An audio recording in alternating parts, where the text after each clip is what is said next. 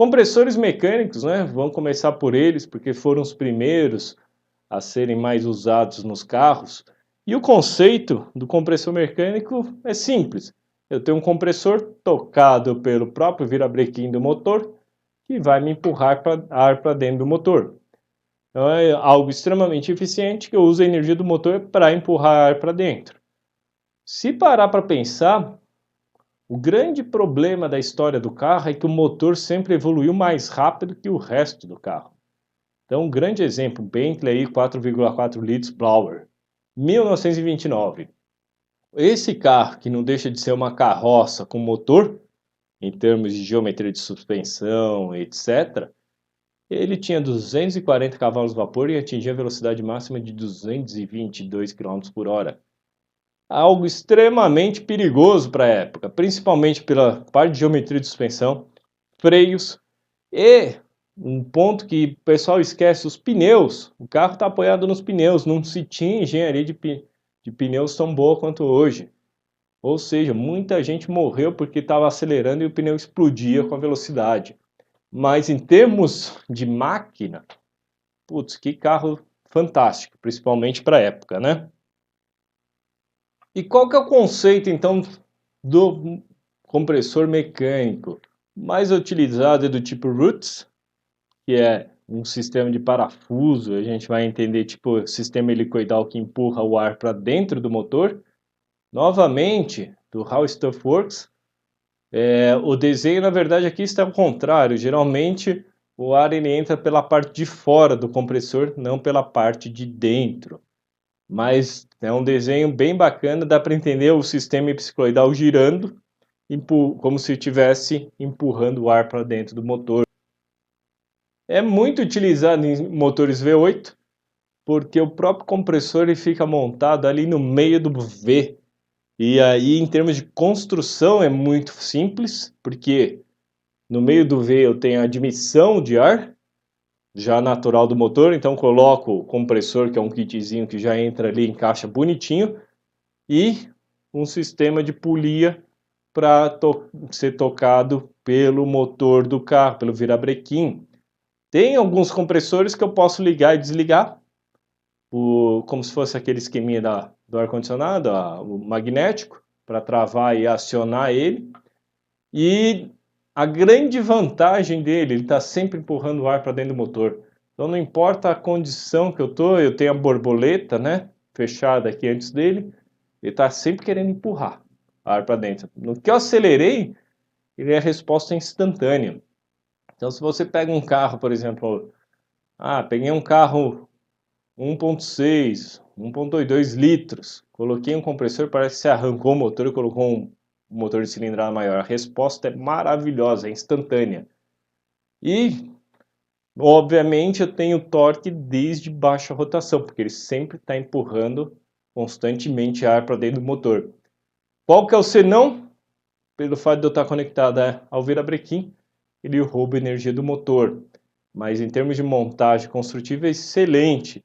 Aqui eu tenho até uma foto do Falcon, Ford Falcon dos anos 70, australiano. Esse carro, na verdade, ele não vinha com blower, não vinha com compressor.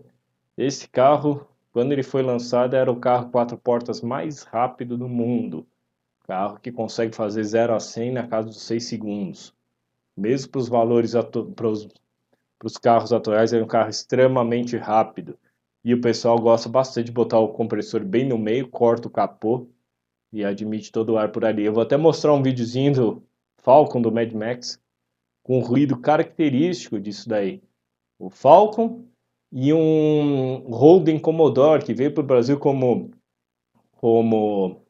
Chevrolet Omega, só que na Austrália eles têm uma versão V8, 6,2 litros aspirado, mesmo motor que vinha no Camaro aqui. E o pessoal também gosta de colocar compressor mecânico, ou seja, o ruído de um compressor mecânico é muito legal. É um ruído característico que instiga quem gosta de motor.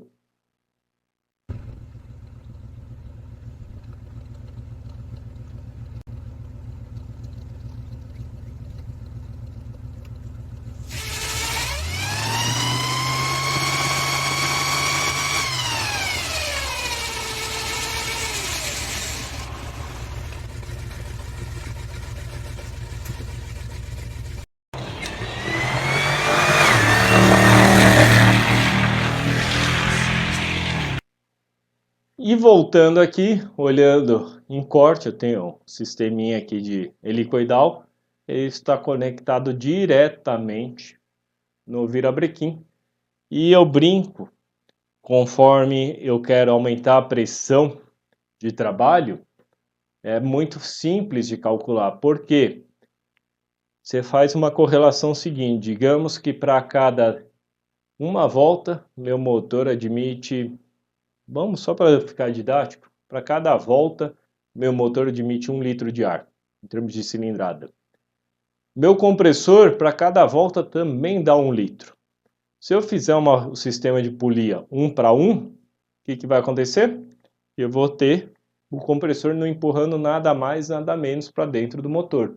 Porque o motor vai puxar 1 litro, ele vai querer empurrar 1 litro, vai ser a mesma quantidade. Aí se eu fizer um sistema de polia aqui, para cada volta do motor, meu compressor tenha 2 voltas, significa para cada volta do motor que ele admitir 1 litro, meu compressor vai estar empurrando 2. Como é ar, está comprimindo. Como está comprimindo uma relação 2 para 1, significa que eu estou trabalhando com um bar de pressão, ou vulgo 1 kg a força centímetro quadrado, que é o jeito certo, ou vulgo 1 kg de pressão. Então, estou trabalhando com uma atmosfera a mais aí no motor, teoricamente eu estou dobrando a potência dele. Então, é muito simples de fazer essa conta, só que eu tenho a limitação, eu tenho que pegar o fornecedor do compressor, a Eaton é um grande fornecedor, e ver qual que é o mapa de trabalho dele. Por quê? Quando a Ford lançou o Fiesta Supercharger e algumas Export Supercharger para concorrer com o Gol Turbo, qual que era o senão? O pessoal pegou o compressor dele que era pequenininho para aquele motor 1 litro. Tinha muito caso de você ver Fiesta em desmanche, que tinha sido roubado, e o cara vendendo o compressor e colocando ele em motor 1,6 até 2 litros. Obviamente que essa relação não batia. Aí o cara brincava com as polias para tentar dar conta de o compressor girar o suficiente para empurrar ar para o motor. Só que chega um limite que ele estrangula e ele esquenta pra caramba. Ou seja, a eficiência cai e o motor não respirava nada, ficava uma droga de projeto.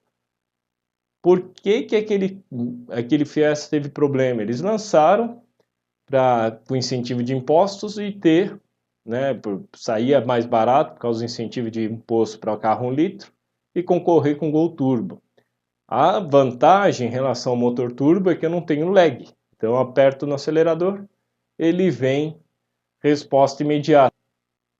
Eu estou sempre roubando energia do motor. Muitos alegam que, mas se eu estou com o acelerador, digamos, andando na casquinha, eu gero vácuo aqui, eu não estou roubando energia. Isso é fato, porque afinal, se ele não está comprimindo, ele não está roubando energia. Só estou perdendo energia pela própria inércia dele, atrito do eixo, etc.